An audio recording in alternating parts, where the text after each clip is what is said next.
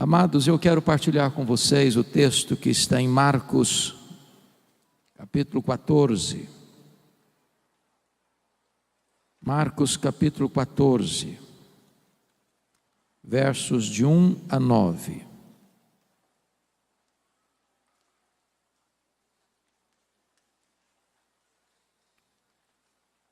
Marcos 14, de 1 a 9, peço que você acompanhe esta leitura comigo e depois mantenha sua Bíblia aberta nesta passagem, por favor.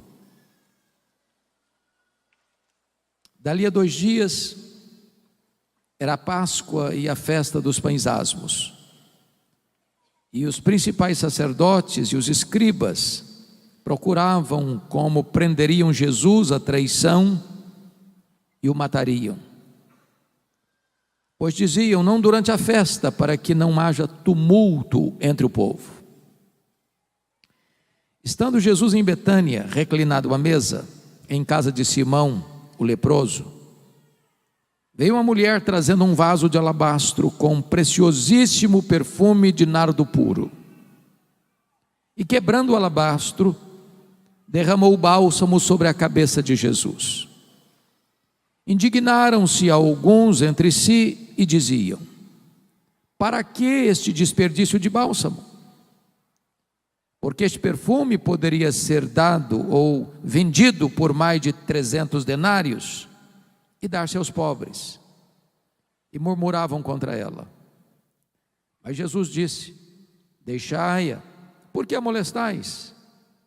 Ela praticou boa ação para comigo, porque os pobres sempre os tendes convosco, e quando quiserdes, podeis fazer-lhes bem, mas a mim nem sempre me tendes. Ela fez o que pôde, antecipou-se a ungir-me para a sepultura. Em verdade vos digo, onde for pregado em todo o mundo o Evangelho, será também contado o que ela fez, para a memória sua. Amém? O contexto desta passagem está meridianamente claro. 2 dias antes da Páscoa. E a Páscoa, todos vocês sabem, era a maior festa de Israel. Marcava a saída histórica de Israel da amarga escravidão no Egito, apontando para a cruz, onde Jesus abriu a porta do nosso cativeiro e nos livrou verdadeiramente. A Páscoa era a alegria dos judeus e o terror dos romanos. Isso porque na Páscoa a população de Jerusalém quintuplicava. E os romanos tinham medo de rebelião. É por isso que na festa da Páscoa, todo o aparato militar de Roma, que ficava em Cesareia Marítima, onde estava a casa do governador romano, se transferia para Jerusalém. Até mesmo o tetrarca da Galileia, Herodes Antipas, mudava sua residência oficial para Jerusalém durante a festa da Páscoa.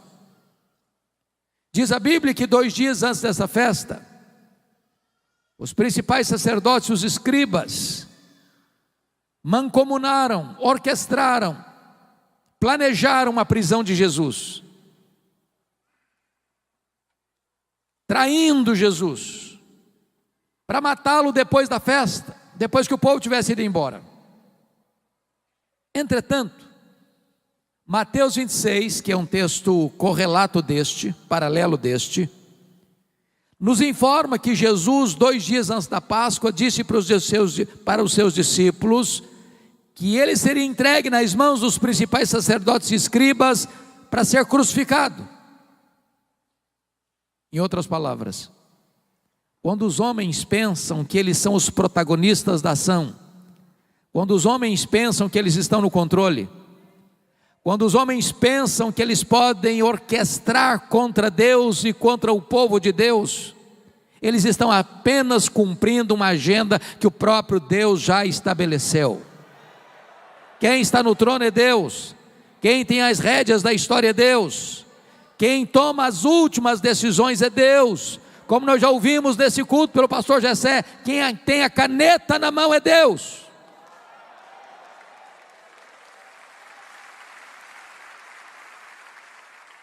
É curioso que 10 quilômetros dali, onde as autoridades judaicas orquestravam a prisão e a morte de Jesus, na aldeia de Betânia, tem uma família preparando uma festa para Jesus.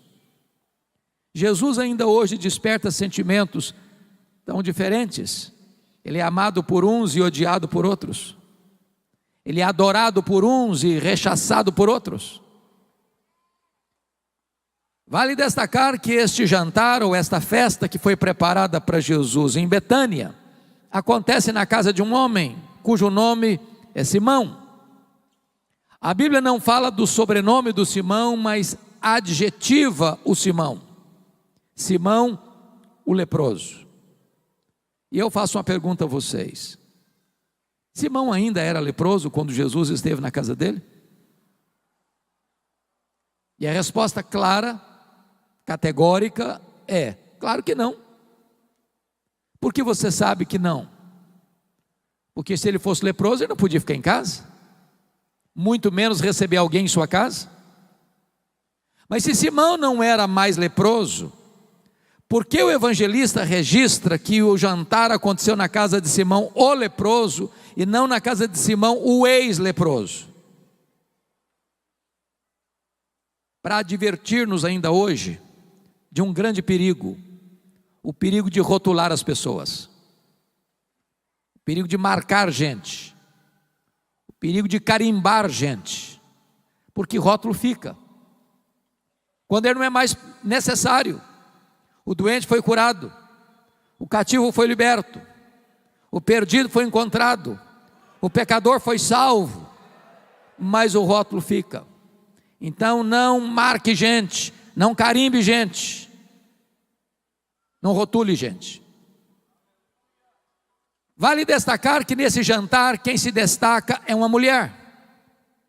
Esse episódio está registrado nos 4 evangelhos: Mateus 26, Lucas 22, Marcos 14 e João 12. Nos 3 evangelhos sinóticos, Mateus, Marcos e Lucas, esta mulher é incógnita, o nome dela não aparece.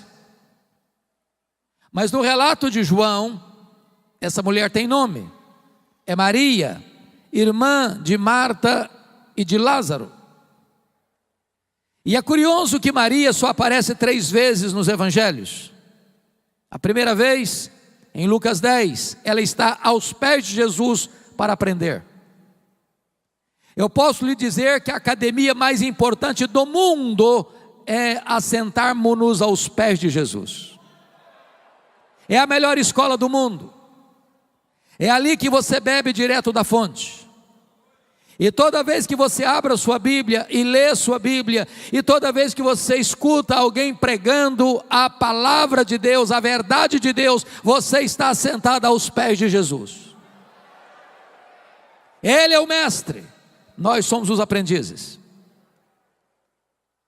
A segunda vez que Maria aparece nos evangelhos, em João 11, e mais uma vez ela está aos pés de Jesus, agora para chorar. Seu irmão Lázaro havia sido sepultado já há 4 dias. E eu posso lhes garantir que o lugar mais importante para você e eu estarmos nas horas amargas da vida, do choro, da dor, do luto, é aos pés de Jesus. Ali estão a fonte de consolo.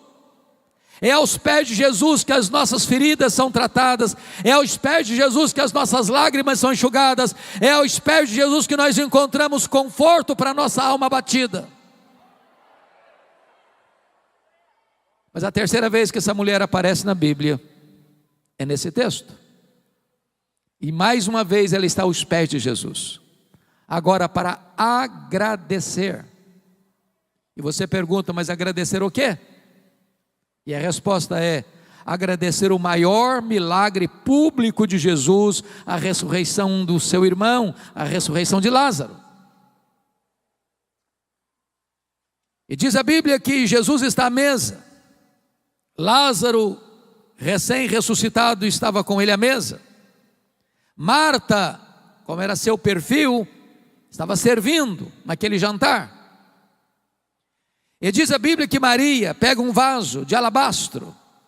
Alabastro é uma pedra rosa, muito bonita, uma pedra ornamental. E diz a Bíblia em Mateus que esse vaso estava cheio de um perfume preciosíssimo. Diz Marcos que este perfume preciosíssimo foi feito de uma essência chamada nardo, e a essência não era híbrida, era nardo puro. Diz João que dentro desse vaso de alabastro tem 1 libra de perfume. Libra não é uma medida muito conhecida nossa, mas 1 litro tem 2,2 libras. Em outras palavras, dentro desse vaso de pedra, de alabastro, tem em torno de praticamente meio litro de perfume.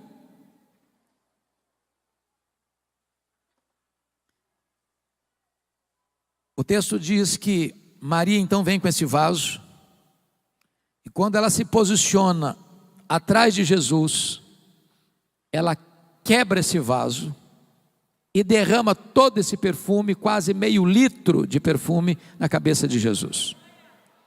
Esse perfume escorre pelo corpo de Jesus, como que antecipando ou preparando para a sepultura. Esse perfume chega aos pés de Jesus, e diz João 12 que ela enxuga os pés de Jesus com seus cabelos.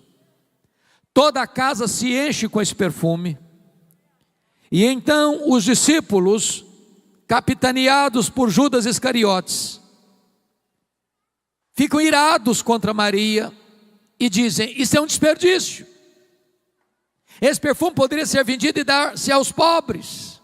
E murmuraram contra ela, molestaram-na. Mas Jesus saiu em defesa de Maria e disse: deixai-a, ela praticou boa ação para comigo. Os pobres sempre os tendes convosco, a mim nem sempre me tendes. Ela fez o que pôde, ela antecipou-se a ungir-me para a sepultura. E em verdade vos digo, em todo mundo onde for pregado o Evangelho, será contado o que ela fez para a memória sua. E então, com base nesse texto, meus amados, eu gostaria de extrair dele 8 lições que nós aprendemos com Maria. A primeira delas está no verso 8, confira comigo, por favor. Está escrito: ela fez o que pôde. Você pode repetir essa frase comigo? Ela fez o que pôde. Toda vez que eu leio esta passagem, eu pergunto a mim mesmo: meu Deus, será que eu estou fazendo para Jesus o que eu posso? Será que eu estou fazendo para Jesus tudo o que eu posso? Porque às vezes nós fazemos, mas fazemos relaxadamente. Às vezes nós fazemos, mas não fazemos tudo o que podemos. Às vezes nós fazemos, mas não fazemos com a motivação pura. Maria fez o que pôde. Me permita ilustrar isso. Em 1723, surge na Alemanha, pela liderança de Ludwig van Zinzendorf, um movimento de oração, que durou 100 anos ininterruptamente, desencadeando na Alemanha um movimento de oração, de reavivamento e de despertamento missionário. Para vocês terem uma ideia, esse movimento foi chamado de movimento moraviano. E os moravianos eram muito pobres naquele tempo, no século XVIII. E cada 19 crentes moravianos sustentavam um missionário fora da Alemanha. Alguns deles tão pobres eram que não podiam dar nenhum valor, nenhum dinheiro, nenhuma oferta para a sustentação da obra missionária. Então, eles se vendiam como escravos para comprar a passagem de ida para os povos mais distantes do mundo, para ficarem ali o resto da vida como missionários, para levar aqueles povos à esperança do Evangelho. Quando eu escuto uma história dessa, eu me pergunto: meu Deus, e eu? Estou fazendo o que eu posso para Jesus? Estou fazendo tudo o que eu posso para Jesus? Maria fez o que pôde. E você? Está fazendo tudo o que você pode para Jesus? A segunda lição que eu aprendo com Maria está no versículo 3. Ela não só fez o que pôde, ela fez o seu melhor. Vamos entender algo importante aqui, irmãos. Esse perfume preciosíssimo não era encontrado numa loja de perfumaria naquela época. Até porque esta essência, nardo, não se produzia em Israel. Esta essência só era encontrada na cordilheira do Himalaia, de um arbusto seco, moído e transportado em lombos de camelos. Esse perfume era caríssimo e era raríssimo. Porque notem que ele foi avaliado, e o tesoureiro Judas Iscariotes, que entendia de dinheiro, lá em João 12, diz que foi ele quem avaliou esse valor. É só parar para pensar comigo agora. Em mais de 300 denários. Um denário era o salário de um trabalhador durante o dia.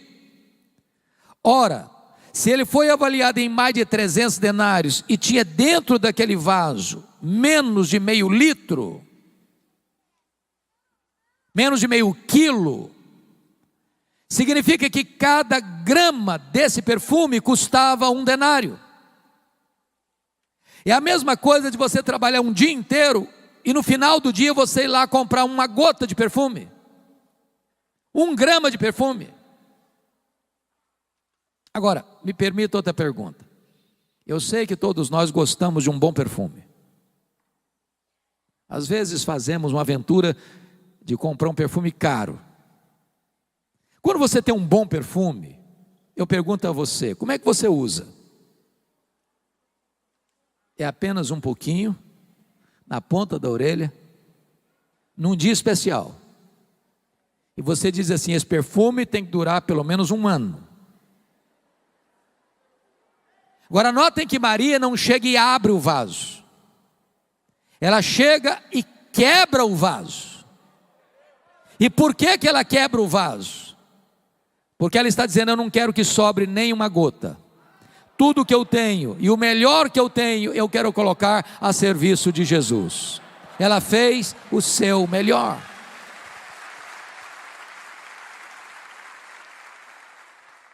Às vezes, irmãos, eu fico a pensar que aqueles que não conhecem a Deus como nós temos o privilégio de conhecer, são mais zelosos em servir aos seus ídolos, aos seus deuses, do que nós o somos em servir ao Deus da nossa vida. Pastor Jessé, há uns 3, 4 anos eu estava pregando em Portugal e fui visitar uma cidade perto de Coimbra. E na medida que viajávamos, eu vi caravanas a pé, caminhando pelo asfalto. E eu perguntei, mas o que essas pessoas estão fazendo? Onde elas estão indo? Me responderam assim, elas estão indo a Fátima, pagar promessas. E eu perguntei, mas a que distância elas estão andando a pé? Me responderam, a mais de 300 quilômetros. Aí eu fiquei pensando nos nossos crentes. Às vezes moram no bairro da igreja, na cidade onde está a igreja, tem ônibus, alguns lugares tem metrô, em outros tem Uber, tem táxi. Se tiver chovendo, eu não vou porque está chovendo. Se tiver muito calor, eu prefiro ir para a praia. Se vai ter o jogo dos 2 times que eu mais gosto, eu dou um jeito de dar um ninjazinho e ir lá assistir. E a gente arranja desculpa. E às vezes aqueles que não conhecem a Deus e não servem a Deus como nós, são mais zelosos em servir aos seus deuses, que nós o somos em servir ao Deus da nossa vida. Pois Maria fez o seu melhor. Você tem feito o seu melhor para Jesus? Mas em terceiro lugar, Maria não só fez o que pôde, não só fez o seu melhor, mas ela fez também sacrificialmente. Se você olhar de novo o verso 3, há um fato aí, irmãos, que é incompreensível para nós na cultura brasileira. Nenhuma pessoa em sã consciência aqui no Brasil trabalha um ano inteiro para comprar um frasco de perfume. Ninguém faz isso. Pois dentro daquele pequeno vaso de pedra de alabastro, com menos de meio litro de perfume, tinha ali um ano de serviço. Na cultura brasileira isso não faz o mínimo sentido. E você ainda pode perguntar, como é que uma moça pobre, de uma família pobre, de uma aldeia pobre, pode gastar um ano de trabalho, de economia, para investir num frasco de perfume? Você só pode entender isso dentro da cultura israelita. Quando uma menina fazia a transição de menina para moça, e os pais tomam um susto às vezes, porque essa transição é muito rápida, ela já começava a comprar esse perfume, gota a gota, grama a grama, e ir acondicionando esse perfume nesse vaso de alabastro, para o dia mais esperado, sonhado, desejado da sua vida, as suas núpcias, o seu casamento. Pois Maria pega aquilo que tem mais sentido para ela, mais significado para ela, aquilo que era mais importante para ela, aquilo que ela tinha comprado com todo o sacrifício para o dia mais esperado da sua vida, e coloca tudo isso a serviço de Jesus. Ela não só fez, mas fez sacrificialmente. Eu pergunto a você nesta noite, o que é que você está fazendo hoje para Jesus, que possa receber o selo de sacrificial? Às vezes nós damos a sobra, às vezes nós damos o resto, às vezes nós damos para Jesus o que não nos faz falta. Maria fez sacrificialmente. Me permita ilustrar isso. Eu li há uns 2 anos um livro, pastor Jessé, que marcou muito a minha vida. Esse livro tratava de generosidade, e o autor, na introdução do livro, conta uma ilustração muito simples para você entender o que é generosidade. E ele disse o seguinte: você quer entender o que é generosidade? Você quer entender o que é você abrir mão e ofertar sacrificialmente? Então faz o seguinte: passe numa loja, compre um vaso de vidro transparente, coloque na sua sala, para todo dia você passar por lá e olhar. Só um detalhe: você não vai botar flor nesse vaso, você vai botar terra, só terra. Para você passar lá todo dia, olhar para ele e lembrar 2 coisas. Primeiro, de onde você veio? Você veio do pó. Segundo, para onde você vai? Você vai voltar para o pó. Do pó que você veio, quanto você trouxe? Nada. Para o pó que você vai, quanto você vai levar? Nada. Então você não é dono de nada. Então você é apenas mordomo do dono.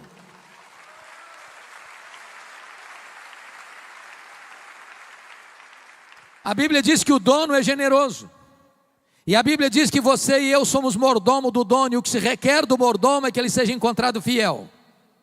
E a única maneira de você ser fiel com o que é do dono é sendo generoso com o que é do dono, porque o dono é generoso. O grande problema que você e eu temos para sermos generosos é a síndrome de dono. Se é meu, é para mim. No momento que você entender que você é um mordomo e você administra o que é de Deus, você não tem mais dificuldade de ser generoso com o que é do dono, porque o dono é generoso. O que você já fez hoje, até hoje, para Jesus, que você possa dizer assim: essa oferta foi uma oferta sacrificial? Me permita contar uma história que aconteceu aqui na Paraíba, na cidade de Itaporanga. A Igreja Batista Missionária estava passando um momento muito difícil em virtude da seca, e o pastor da igreja tinha um programa na rádio que alcançava 40 mil pessoas no entorno da cidade de Itaporanga. Mas a situação financeira estava muito difícil, e o pastor não estava conseguindo pagar o programa, estava 3 meses inadimplente. Então ele recebeu um ultimato da editora dizendo o seguinte: ou o senhor paga o programa, ou nós vamos ter que tirar o programa do ar. Então o pastor chegou na igreja no domingo à noite, e fez um desafio para os crentes: meus irmãos, o programa não pode sair do ar. Tem 40 mil pessoas que ouvem essa mensagem e nós não podemos tirar o programa do ar. Então eu quero conclamar vocês, a todos nós, fazermos uma oferta sacrificial para o programa não sair do ar. Estava lá na igreja um casal, membros da igreja, o senhor Tota e a dona Lourdes. Eles eram meeiros. Essa palavra meeiro não é uma palavra muito comum aqui na cidade, mas meeiro é o cidadão que trabalha na propriedade de uma pessoa, planta, colhe, e na hora que ele colhe, metade vai ser para o dono da propriedade e ele fica só com a metade. Então o senhor Tota e a dona Lourdes moravam a 6 quilômetros da cidade, iam a pé. Retornando para casa, o casal ia discutindo, e a Lourdes dizendo: ô Tota, você viu o apelo do pastor, o programa não pode sair do ar, nós temos que fazer uma oferta sacrificial. E o Tota dizia: mas Lourdes, lá em casa não tem dinheiro. Não, mas nós temos que ajudar. Mas Lourdes, fazer o quê? Não tem dinheiro lá em casa, vão dar o quê? E a conversa vai rolando, e eles estão quase chegando em casa, e a Lourdes diz: olha Tota, então vamos fazer o seguinte, nós não temos dinheiro mesmo, mas lá em casa tem um terreiro com muitas galinhas, e o melhor que tem lá é o galo, então nós vamos dar o galo.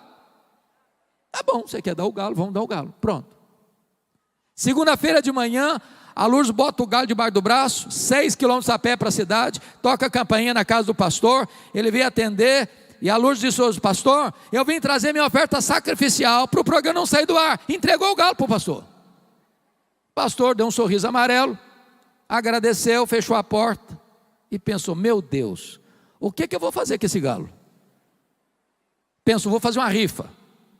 Não, rifa não combina com crente. Pensou, resolveu botar essa história na internet.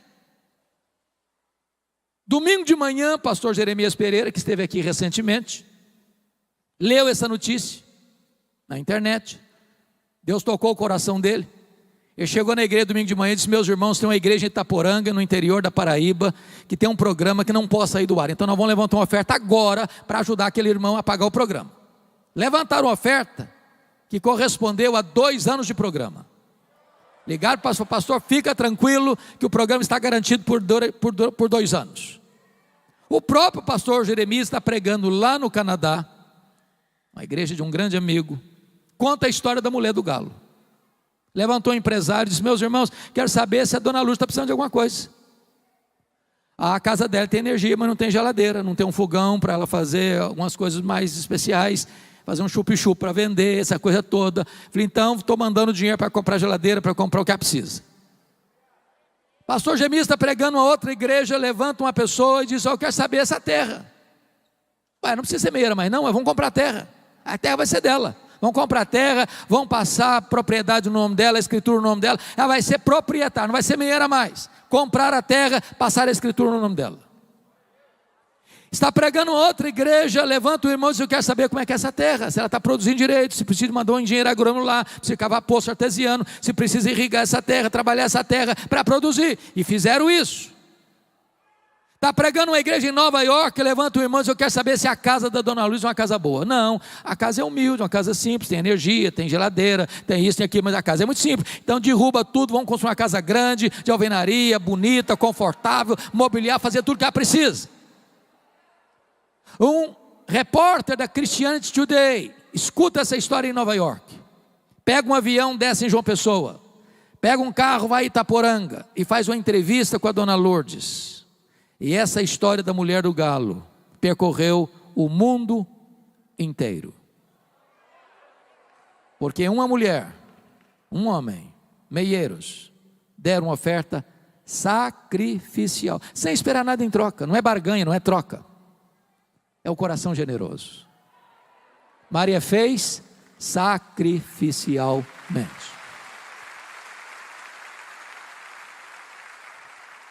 Quarto lugar, Maria fez apesar das críticas. Eu sou pastor há 40 anos e eu confesso a vocês que eu nunca vi uma pessoa se levantando para fazer a obra de Deus sem enfrentar críticas. Quem tem medo de críticas não serve a Deus. Quem tem medo de críticas está mais interessado no aplauso dos homens do que na aprovação de Deus. Maria enfrentou 3 críticas. Confira comigo o verso 4. Indignaram-se alguns entre si e diziam: para que esse desperdício de bálsamo? Quem são esses alguns aqui?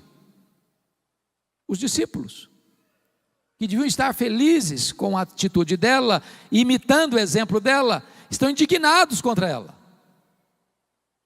Mas eles não estão indignados com o que ela fez, não. Eles estão indignados para quem ela fez. Se fosse para os pobres, tudo bem, mas para Jesus, não, aí é demais, aí é um desperdício. Se você fizer a obra de Deus, você vai causar indignação em muita gente. A segunda crítica que ela recebe está no versículo 5, confira aí. Porque este perfume poderia ser vendido por mais de 300 denários e dar-se aos pobres, e murmuravam contra ela. Agora não é mais indignação, é murmuração. É bem verdade que esse negócio de murmuração está acabando nas igrejas, né, irmãos? Ele não murmura mais, né?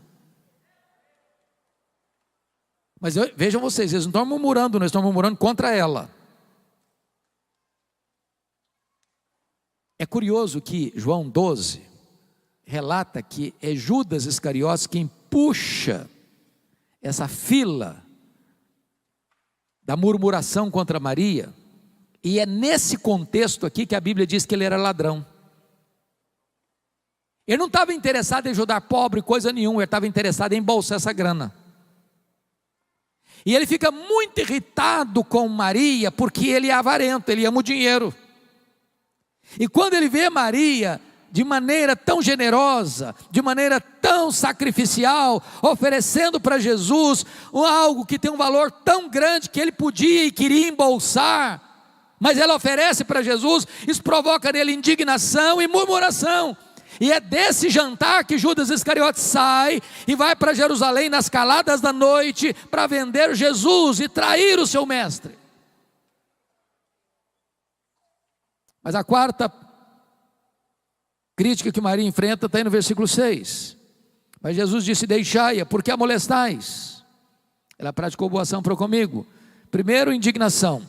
Segundo, murmuração. Terceiro, molestação. Molestar hoje é crime, da cadeia. Então deixa eu fazer uma perguntinha. Você está fazendo a obra de Deus? As pessoas estão criticando você? Continue fazendo a obra de Deus.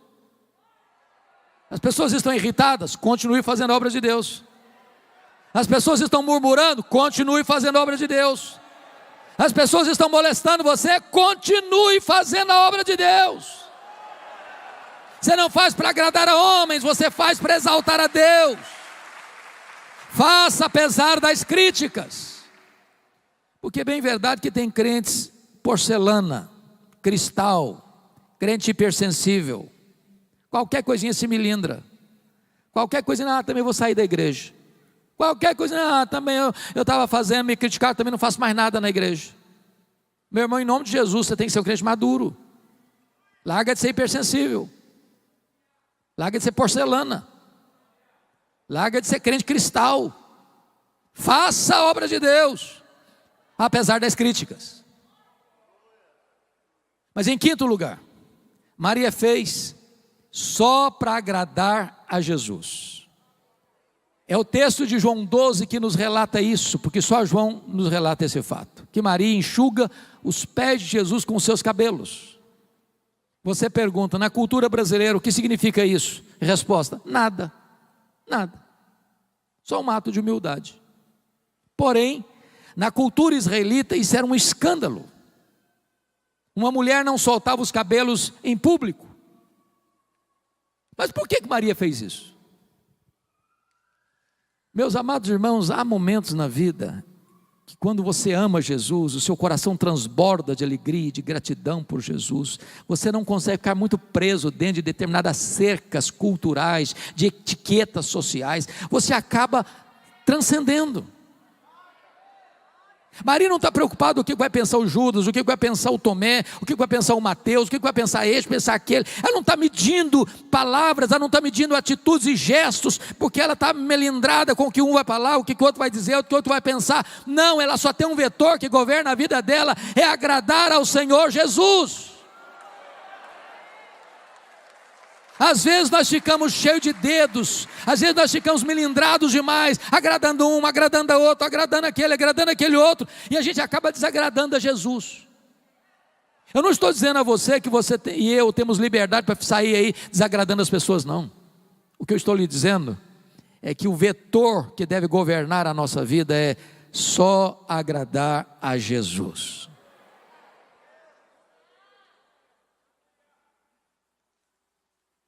Sexto lugar, Maria fez a pessoa certa. Confira comigo os versos 6 e 7. Versículo 6, parte B, diz: ela praticou boa ação para comigo, porque os pobres sempre os tendes convosco. Quando quiseres, podeis fazer-lhes bem, mas a mim nem sempre me tendes.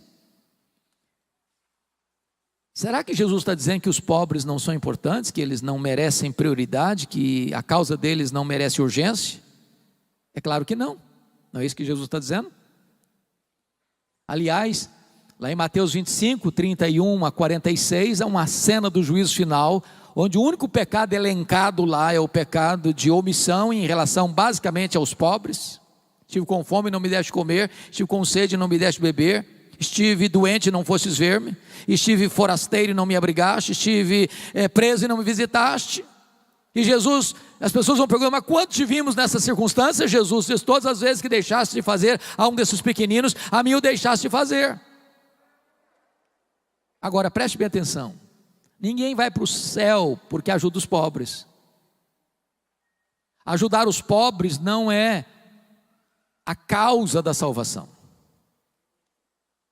Você não ajuda os pobres para ser salvo, você ajuda os pobres porque foi salvo pela graça.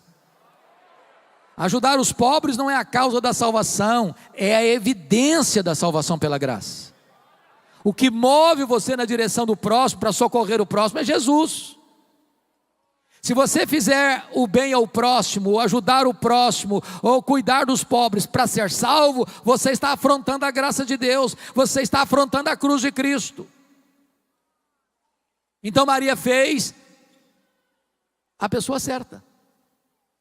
Por não ter entendido essa verdade, surge aqui na América Latina, na década de 60, uma falsa teologia chamada de teologia da libertação, que não é nem teologia, nem libertação.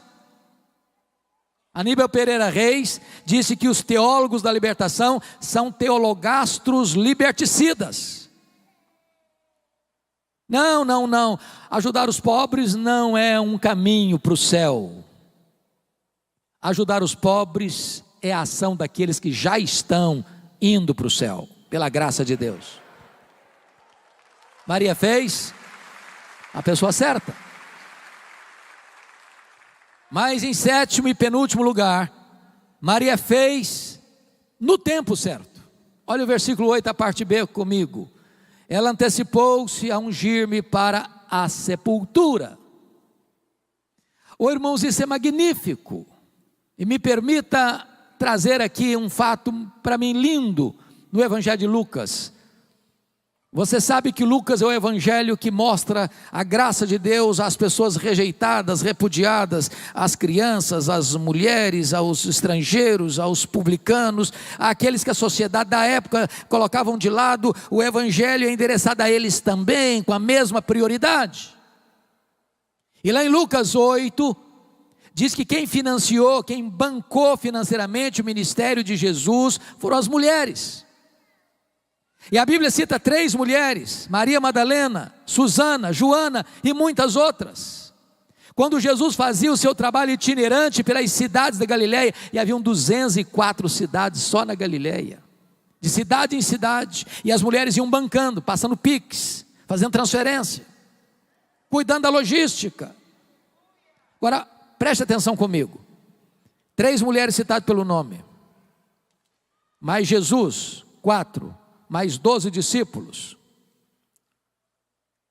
16, mais muitas mulheres, eu não sei quantas são muitas mulheres, vamos pegar um grupo aí de 40, não tinha hotel, não tinha pensão, não tinha self-service, não tinha estrutura, não tinha logística, e elas indo com Jesus de cidade em cidade, de povoado em povoado, bancando, pagando a conta, investindo.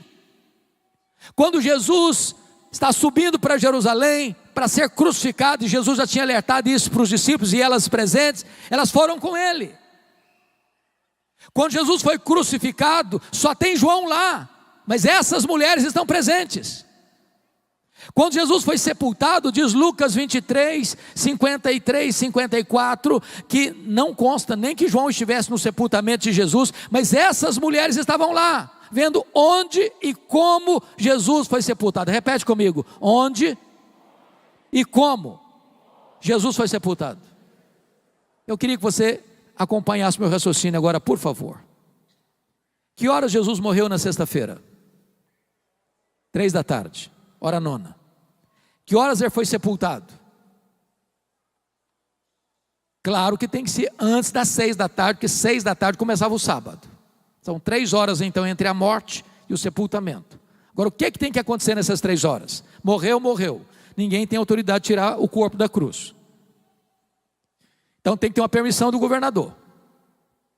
Bom, para ir no governador também não pode ir qualquer um, porque ele nem vai receber. Então tem que escolher uma pessoa que tem trânsito. Então escolheram José de Arimateia. E aí chega lá no governador e diz: governador, queria permissão para tirar o corpo do Jesus de Nazaré, o rei dos judeus da cruz, porque ele morreu. Não morreu não. Não tem tempo. Ih, demora. Tem gente que fica mais de um dia. Morreu não. Não morreu, senhor. Não morreu. Eu só acredito se o centurião vier aqui me falar que morreu. Aí vai lá buscar um centurião. Aí volta com o centurião. Morreu, senhor governador. Então o governador tem que fazer um documento. Aí tem que ir lá, tem que tirar o corpo, tem que ir no mercado comprar perfumes, tem que ir no mercado comprar lençóis e linho, tem que descer o corpo, tem que limpar o corpo, tem que passar perfume no corpo, tem que enrolar o corpo com lençol, tem que tirar o corpo daqui, tem que ir lá rolar a pedra, porque o túmulo é novo, nunca foi usado, a pedra é pesada, e aí tem que botar o corpo lá dentro, tem que sair de lá, tem que rolar a pedra de novo, e as mulheres ali, vendo onde e como Jesus foi sepultado. Agora preste atenção nisso. Por que essas mulheres foram? Acabou o sábado, 6 da tarde, correram para o mercado para comprar perfumes. Por quê? Embora haja um silêncio do texto, e eu fico imaginando, pensando, meditando: meu Deus, por quê? Por quê? Por quê? As mulheres não gostam de nada mal feito, e elas estão olhando onde e como. Eu acho que elas pensaram assim: está mal feito esse serviço, nós vamos fazer direito. Quando elas chegam domingo de madrugada, a pedra rolada, o túmulo aberto, entram no túmulo, o túmulo está vazio. Elas saem do túmulo, um anjo diz para elas assim: o que vocês vieram fazer aqui? Procurar entre os mortos aquele que está vivo. Ele não está mais aqui não, ele ressuscitou.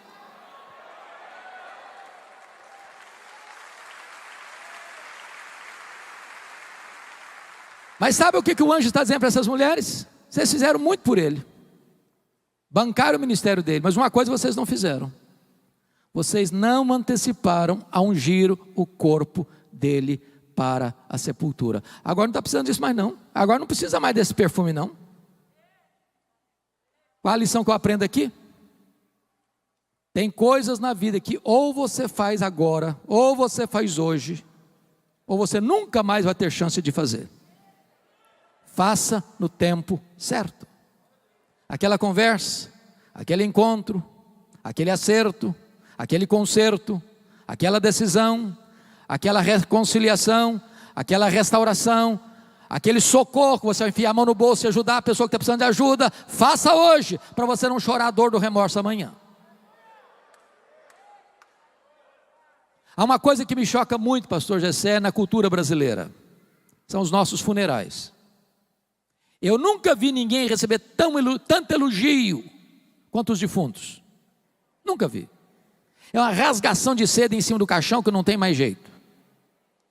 A grande pergunta é: será que aquela pessoa escutou algum desses elogios? Porque depois que morre não fica mais consolado em receber elogio não.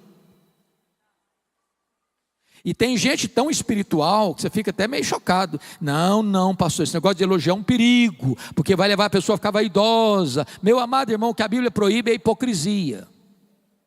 A palavra boa, na hora certa, com a motivação certa, é um bálsamo no coração. Então não espere a pessoa morrer para elogiar não. Se você tem que homenagear alguém, homenageie em vida. Se você tem que falar alguma coisa bonita e positiva da pessoa, fale em vida. Se você tem que encorajar alguém, encoraje em vida, no tempo certo.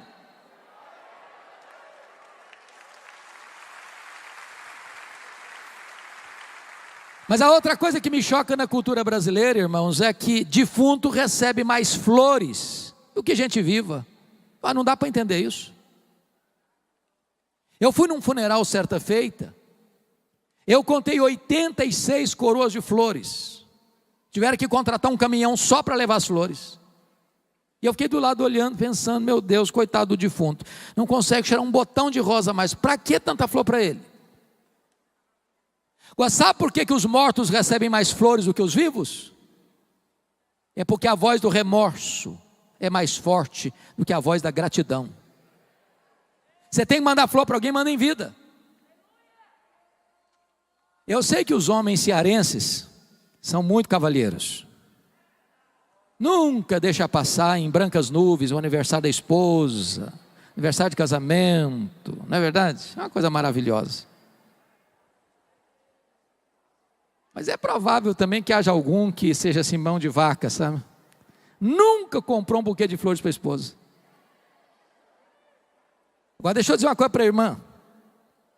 Se você for na frente, e por ir na frente eu estou dizendo morrer antes dele, você que nunca ganhou um buquê de flores, vai ganhar uma coroa. E grande, hein? E ele nem vai pedir desconto na floricultura. Você tem que dar flor para alguém, dê em vida.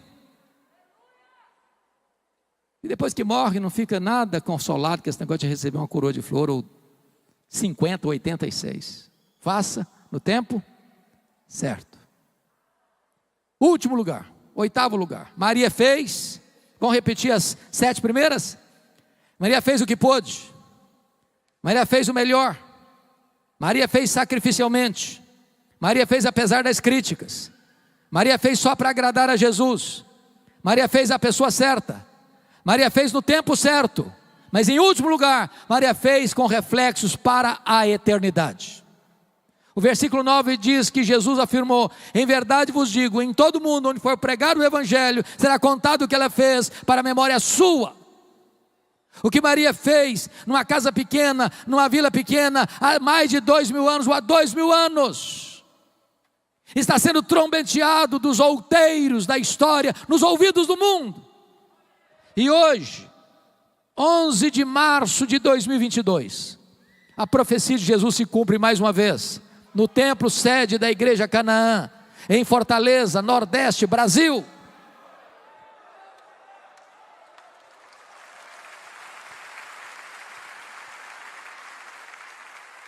A grande pergunta nesta noite é esta: o que é que você está fazendo que vai impactar as futuras gerações? Não sei se você pensa nisso, mas imagine essa cena, se Jesus não voltar antes, depois de 50 anos que você já tiver partido desta vida, e alguém passar lá no cemitério, der uma espanada lá, naquela placa de mármore branca, a sua vida vai estar, a sua história ainda vai impactar alguém? Nós vivemos uma geração humanista, narcisista, egoísta, materialista, só pensa cada um em si mesmo. O que é que nós estamos fazendo, irmãos, para impactar as futuras gerações? E eu queria concluir trazendo à memória esclarecida de vocês uma das histórias mais tristes da Bíblia, de um homem de Deus, o rei Ezequias. Começou a reinar com 25 anos, reinou 29 anos, morreu com 54 anos. Um homem que não tinha berço, seu pai era um homem horrível, Acás. Mas ele resolveu ser diferente do pai, porque não é o meio que influencia o homem, é o homem que influencia o meio. E então diz a Bíblia que ele resolveu ser um homem de Deus. E ele foi um homem tal que diz a Bíblia que ninguém foi igual a ele antes, ninguém foi igual a ele depois. E ele fez reformas, ele experimentou um avivamento, ele se tornou um homem rico, ele se tornou um homem próspero. E a bênção de Deus fluía das suas mãos para toda a nação. Mas aos 39 anos de idade ele enfrenta 2 problemas gravíssimos. Foi no governo dele que caiu a Samaria nas mãos dos assírios. E esses mesmos assírios cercam Jerusalém e mandam um recado abusado para ele: renda-se, porque nenhum Deus pode livrar você da minha mão. Se não bastasse esse cerco militar, ele fica doente, e o profeta Isaías vai na casa dele e diz: põe em ordem a tua casa, porque morrerás e não viverás. E diz a Bíblia que só sobrou para ele uma parede, e para a parede ele se voltou, e orou fervorosamente, chorou abundantemente, e Deus respondeu rapidamente. O profeta não tinha saído da cidade ainda, e Deus diz: volta lá, Isaías, volta lá, e diz a Ezequias, príncipe do meu povo, que eu ouvi a sua oração, eu ouvi a sua lágrima, eu o curarei da sua enfermidade, e eu livrarei Jerusalém do poder da Assíria, e no terceiro dia tu subirás à casa de Deus. O milagre foi tão grande, que lá na Babilônia, um novo império que surgia, escutou-se esse milagre, e o rei da Babilônia manda uma comitiva diplomática a Jerusalém para visitar Ezequias, para oferecer presentes para Ezequias. E quando essa comitiva chegou, Ezequias abriu os seus tesouros, abriu o seu palácio, mostrou toda a riqueza, toda a glória, toda a fortuna, todo o poder, todo o sucesso do seu governo, e não deu uma palavra sequer de exaltação a Deus, que foi mal aos olhos do Senhor. O profeta Isaías voltou na sua casa e disse: escuta o que Deus vai dizer agora. Essa Babilônia vai se tornar um grande império e vai voltar, e vai saquear tudo que vocês ajuntaram, tudo, vai levar tudo embora. E tem mais: dos filhos que tu gerares serão levados cativos. E tem mais: esses filhos vão ser feitos eunucos. Sabe o que significa isso? Esses filhos vão ser castrados, não vão poder gerar. Isso aqui é uma tragédia maior que essa. Sabe qual foi a resposta do rei para o profeta? Boa é essa palavra. Bom, você não entendeu o que eu falei. Estou falando que a Babilônia vai saquear tudo, eu estou falando que os filhos vão ser escravos, eu estou falando que os filhos vão ser castrados, e você vem me falar que boa essa palavra. Você ficou louco, você perdeu o juízo. O rei justificou: boa é essa palavra, porque eu terei paz nos meus dias. Quando isso acontecer, eu já bati as botas. Quando isso acontecer, eu não estou mais aqui para contar a história. Na verdade, sabe o que ele está dizendo? Me perdoe da expressão: depois que eu morrer, eu não estou nem aí, que se dane as futuras gerações. Lamentável, lamentável. Quero dizer para você, meu irmão, que nós precisamos cuidar das futuras gerações, cuidar dos nossos filhos, cuidar dos nossos netos. Como o pastor Gessé orou aqui hoje, nós não geramos filhos para a morte, nós não geramos filhos para o cativeiro. Os nossos filhos são herança de Deus, nossos filhos são filhos da promessa, e nós não vamos abrir mão deles, e nós vamos lutar por eles, e nós vamos orar por eles, e nós vamos jejuar por eles, e nós vamos chorar por eles, e nós vamos clamar aos céus por eles, para que eles sejam cheios do Espírito Santo, para que a igreja que está vindo por aí seja mais forte do que esta, para que a igreja dos nossos filhos e dos nossos netos seja uma igreja mais comprometida com a palavra de Deus, porque hoje nós estamos vivendo também para influenciar as futuras gerações. O que estamos fazendo hoje vai reverberar e vai trazer impacto nas futuras gerações, para que elas conheçam a Deus e andem na presença de Deus.